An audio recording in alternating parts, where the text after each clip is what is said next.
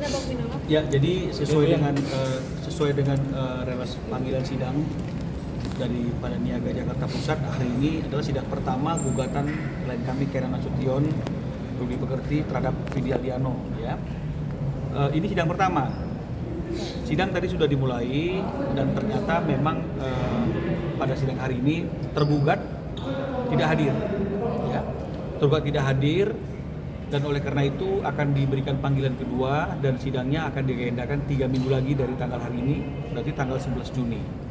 Nah, kita harapkan tanggal 11 Juni Vidi atau kuasa hukumnya hadir sehingga perkara ini bisa berjalan dengan baik, bisa diperiksa dengan baik dan ada keputusan yang baik bagi kedua belah pihak. Kuasa hukumnya pun juga Tidak hadir, ya. Jadi bukan hanya Vidinya yang tidak hadir, tapi tidak ada juga kuasa hukum yang mewakili Vidi yang hadir pada hari ini. Sehingga kita akan tidak tahu nih, ya, akankah Vidi hadir sendiri ataukah Vidi akan diwakili oleh kuasa hukumnya, dan siapa kuasa hukumnya kita juga masih belum tahu sampai hari ini. kecewa tidak Bang? Bagaimana ya, karena ini kan mekanisme persidangan suatu hal yang lazim. Jadi kami melihatnya ini suatu hal yang lumrah saja, normal saja, nggak perlu juga kecewa karena kan memang ini adalah mekanisme dalam persidangan dan diberikan kesempatan 3 kali. Kalau memang misalnya kesempatan 3 kali itu tidak dimanfaatkan, tidak digunakan, maka tentu yang dirugikan adalah tergugat sendiri, ya, karena tetap akan ada putusan yang diambil oleh pengadilan ketika dianggap layak, panggilannya sudah patut dan layak, tidak hadir 3 kali, maka kan akan ada putusan secara persidangan. Jadi saya rasa pasti Vidi tidak akan menyia-nyiakan kesempatan yang ada, karena kan tinggal 2 kesempatan lagi nih untuk hadir dan menjelaskan semua apa yang menjadi persoalan yang menjadi pokok gugatan kami. Bang, itu gugatan perdatanya sudah dibacakan apa belum sih tadi di ruang sidang? Karena masih belum hadirnya tergugat, tentu kan belum bisa dibacakan, ya, karena kan gugatan itu akan dibacakan ketika dua-duanya tergugatnya hadir, ya. Untuk yang diminta ganti ruginya sebenarnya gimana sih? Jadi begini, saya harus jelaskan dulu, ya. Mungkin banyak juga nih teman-teman, terutama yang di generasi muda, generasi milenial ke atas itu kan mungkin tidak paham, ya, bahwa lagu Nuansa Bening ini kan adalah lagu yang memang sudah populer sejak lama, ya, dan sudah di cover oleh banyak artis sebelumnya, ya. Karena lagu Nuansa Bening yang diciptakan oleh klien kami Karen Nasution dan Rudi Pekerti ini sudah dirilis sejak tahun 1978, ya, dinyanyikan sendiri oleh penciptanya Bang Karen Nasution, ya, dengan yang pendangsaan pada waktu itu, dan sudah di cover oleh beberapa penyanyi top, ya, termasuk Faris RM, semua segala macam, ya. Nah, jadi ini bukan lagu yang masih original baru dan kemudian Vidi adalah orang pertama yang mempopulerkannya. Jadi memang lagu populer yang kemudian di remix oleh Vidi, ya. Nah, sampai di situ tidak ada persoalan, tidak ada masalah, ya. Hanya saja memang setelah tahun 2008, ya, Vidi merekam lagu itu dan kemudian didistribusikan, diedar melalui fisik, CD dan kaset. Ini kan kemudian banyak sekali eksploitasi sesuai dengan teknologi yang baru yang secara digital yang itu belum pernah diperjanjikan dan belum pernah diberikan izin. Itu satu. Ini kita ke arah sananya. Nah, yang kita persoalkan terhadap Vidi adalah Vidi telah menggunakan lagu itu secara komersil, ya, di banyak konser selama 2008 sampai 2020-an, ya. Kalau menurut manajemennya yang bertemu dengan klien kami, atas dasar informasi yang diberikan oleh klien kami itu mungkin lebih dari 300 pertunjukan langsung, ya, di mana lagu Nuansa Bening itu dinyanyikan, ya. Namun tidak pernah ada yang namanya itu permintaan izin kepada penciptanya, ya. Tidak ada juga hal-hal lain yang dilakukan oleh Vidi terhadap penciptanya. Ya, itu mungkin belum ada aturannya mungkin. 2002 sudah ada aturan sebenarnya. Ya kan, undang-undang cipta kita kan diperbaharui, 87 sudah ada undang-undang cipta, kemudian diperbaharui. 2002 juga sudah ada undang-undang ciptanya. Baru yang terbaru di 2014.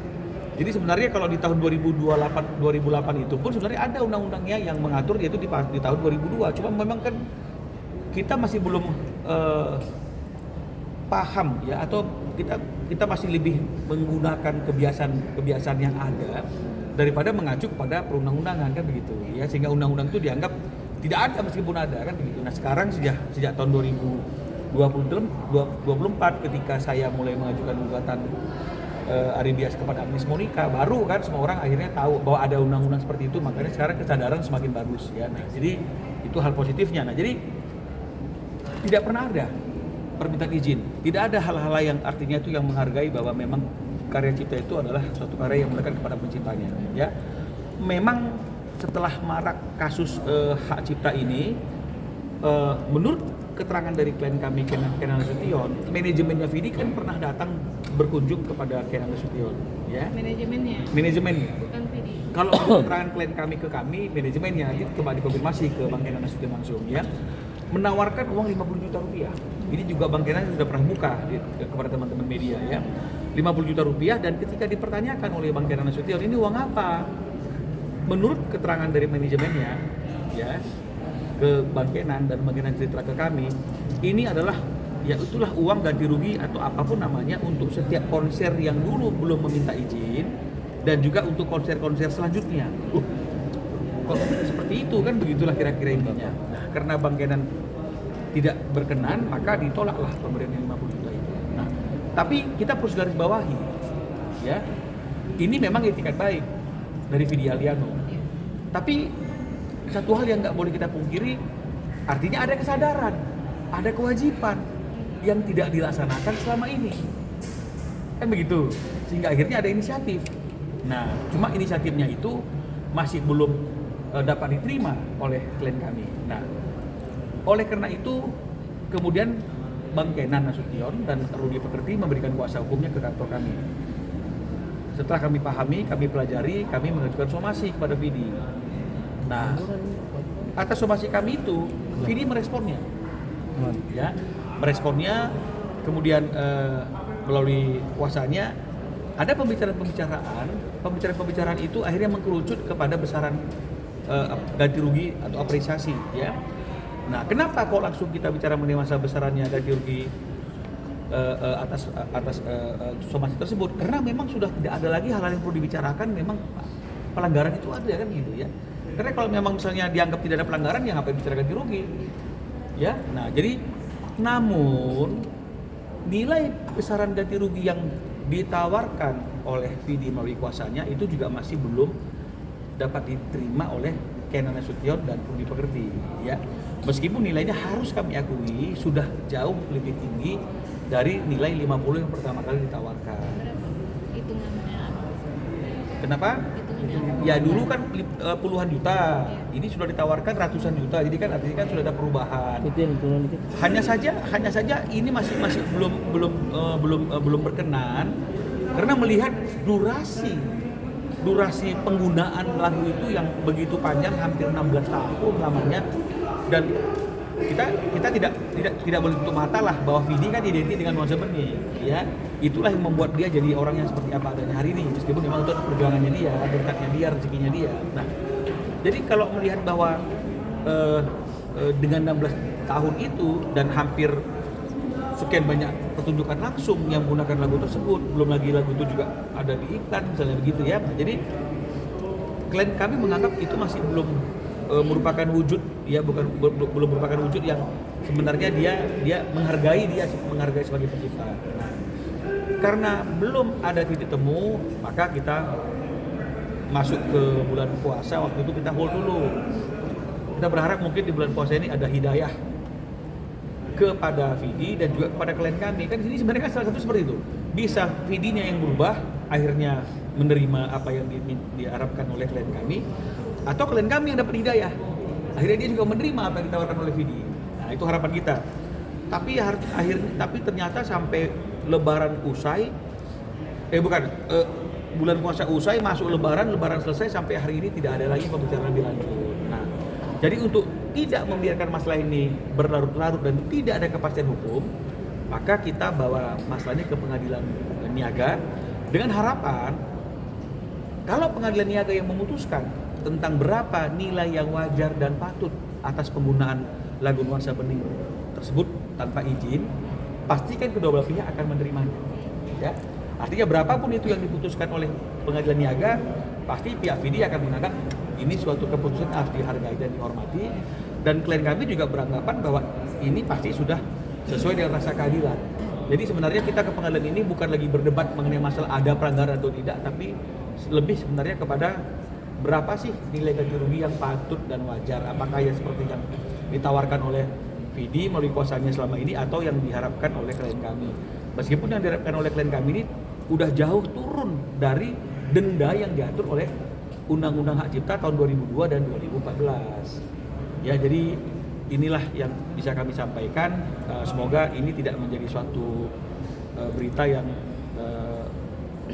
diprinter yang akhirnya menakutkan seolah ada suatu benturan antara komposer dengan penyanyi. Ya, ini memang kita harus belajar dari kesalahan. Ya, dengan masalah hukum seperti ini, Agnesmo, Aribias, kita akhirnya semakin belajar dan kita semakin mau tahu apa sih ini isi Undang-Undang Hak Cipta tersebut kan gitu. Nah, hanya saja supaya tidak terjadi berlarut dan terjadi sengketa yang berkepanjangan di banyak tempat, ya memang sudah waktunya dua elemen penting dalam industri rekaman ini, penyanyi dan komposer, ya duduk bareng, jangan kucing-kucingan. Jadi artinya kan kalau udah duduk bareng kan pasti selesai. Karena tidak ada masalah yang tidak bisa diselesaikan kalau niat kita adalah memang untuk mencari solusi, bukan mencari pembenaran masing-masing. Bang, tadi yang diharapkan berapa sih, kan udah ratusan juta. Kalau misalnya dilihat dari aturan undang-undangannya itu kan bisa puluhan M ya. Tapi artinya kalau tengok dari undang-undangnya dendanya, tapi artinya adalah nilai yang tidak hanya ratusan juta.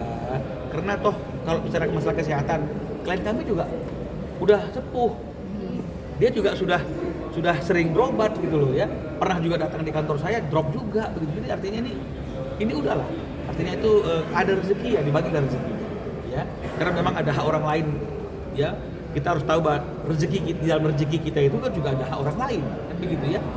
Hak komposer misalnya kalau sebagai penyanyi ya, bahkan mungkin hak anak yatim juga ada kan begitu ya. Jadi artinya ya kalau kita mengandung aja seperti itu bahwa memang di dalam rezeki kita ada rezeki orang lain, saya kira masanya nggak akan susah. Dendanya kan puluhan M, yang diharapkan sama pimpinan. Ya, yang penting miliar lah, tidak sampai puluhan lah. Yang penting patut lah. Ya, karena kan ada dua pencipta di sini yang sama-sama udah tua gitu loh. Sementara kan 16 tahun eksploitasinya. Saya kira wajar juga lah, karena kan uang zaman sekarang ini kan dengan situasi ekonomi hari ini kan itu kan bilangannya gede, miliar, ratusan. Tapi kalau digunakan juga kita tahu kan itu sekarang nggak akan ada artinya lagi kan dibandingkan dengan mata uang kita di tahun-tahun yang sebelumnya.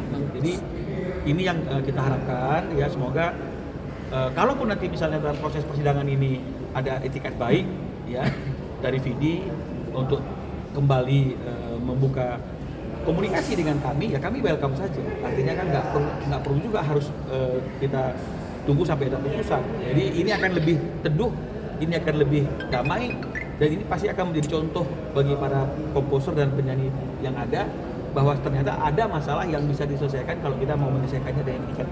Dan dapat Bang, terima tadi LMK-nya? dari selama 16 tahun ini sebenarnya terima nggak sih Bang performing rights dari LMK iya. mungkin? Persoalannya begini, ini kan kita harus paham bahwa sebelum bicara mengenai masalah royalti, kan itu maksudnya ya, ada satu tahapan yang ini nggak bisa diabaikan, yaitu namanya izin. Nah, jadi izin ini harus diurus dulu. Jadi kalau misalnya kemudian ada asumsi bahwa nggak perlu izin, yang penting bayar, kan ini yang menurut pendapat saya ya, berbeda pendapat boleh. Yang menyesatkan kan yang ini, karena sekali lagi aturan yang mengatakan bahwa tidak perlu izin, yang penting bayar royalti, itu diatur dalam pasal 23 ayat 5 ya, di bawah bab yang judulnya hak ekonomi pelaku pertunjukan. Sementara kalau yang mengatur tentang hak ekonomi pencipta itu diatur dalam pasal 9 ya, babnya juga ada bab yang berkaitan dengan masalah hak ekonomi pencipta. Di situ dikatakan bahwa setiap orang yang menggunakan ciptaan untuk tujuan komersil wajib mendapatkan izin. Jadi ini dulu yang dipenuhi. Betul ya? Nah, ini yang dipenuhi. Nah, sekarang kita bicara masalah aturan hukum, apa konsekuensinya? Kalau orang menggunakan ciptaan secara komersil tanpa izin. Jadi bukan apa konsekuensi orang nggak bayar royalti, enggak. Jadi di sini dikatakan apa konsekuensi orang yang tidak memiliki izin menggunakan karya ciptaan secara komersil. Di 113 ya, ayat 2 itu dikatakan ada sanksi pidananya, ada denda rupiahnya, nilainya juga diatur 500 juta per satu pelanggaran. Bayangkan kalau misalnya ada 30 aja pelanggaran, berapa coba itu? Kan begitu kira-kira intinya. Jadi Semenjak lagu itu dilakukan, Vidi Artinya dia dapat royalti maksudnya. Makanya itu pembenaran. semenjak lagu itu rilis 2008. karena yang meminta lagu ini kepada Ken Nasution itu kan adalah orang tuanya Vidi, ya Bapak Harry Kiss. Kan begitu, karena kan memang ada kedekatan kan gitu, ya. Ya Ken nggak jadi persoalan. Ini kan bicara masalah mekanikalnya, kan begitu, ya. Yang pada zaman itu masih pendistribusiannya CD dan kaset. Nah, tapi kan tidak mengurangi kewajiban daripada si performer itu kalau memang ingin membawakan lagu itu di luar mekanikal kan memang harus minta izin. Yang mengatakan demikian siapa? Undang-undang yang bilang demikian. Itu izin dalam artian yang apa maksudnya seperti apa nih Bang? Kalau misalnya Pak saya mau nyanyiin lagu kan orang tuanya sudah Oh begini Mbak, mengatakan, begini Mbak. teknisnya seperti apa ya? Itu direkam Mbak, itu loh mekanikal. Produser itu ya, ketika ada penyanyi, ada pencipta, dia minta lagunya ini untuk direkam, Mbak direkam, ini kan mekanikal namanya. Jadi artinya sebatas saya sebagai produser mengedarkan, mendistribusikan hasil rekaman itu, maka saya sudah dapat izin. Tapi kemudian ketika ada pengeksploitasian lagi lain, tetap dia harus minta izin kepada penciptanya. Bahkan ketika penyanyinya menyanyikan untuk acara-acara yang komersil, dia tetap harus minta izin kepada penciptanya, karena kan dia dapat bayaran lagi. Gitu loh. Oke. Bang, artinya Ini kalau setiap ada panggung nyanyinya sendiri ya Bang. Walaupun kan lagu-lagunya diminta sama pihak penyelenggara. Yang berkewajiban, menurut pendapat saya ini ya, yang berkewajiban untuk meminta izin atas penggunaan lagu itu adalah performernya. Ya.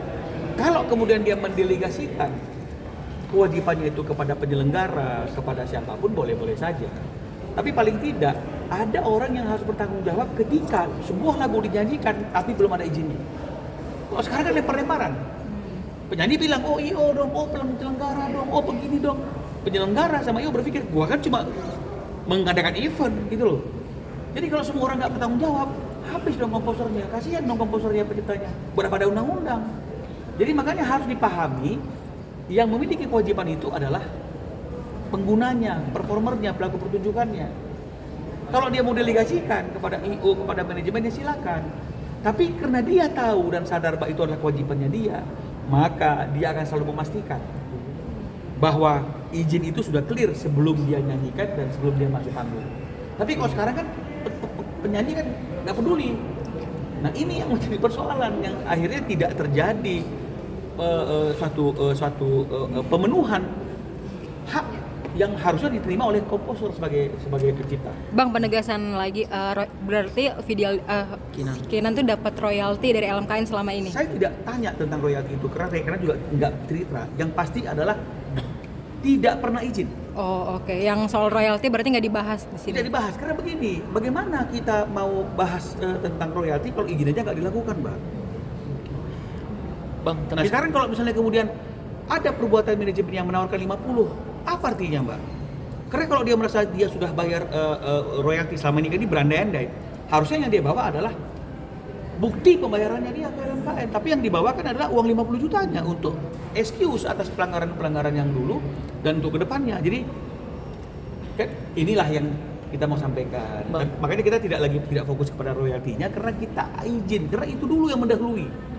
Bang, terakhir mungkin 50 juta yang dibawa itu menurut pihaknya Vidi adalah pelanggaran tidak izin atau pelanggaran tidak membayar? Tidak izin. tidak izin.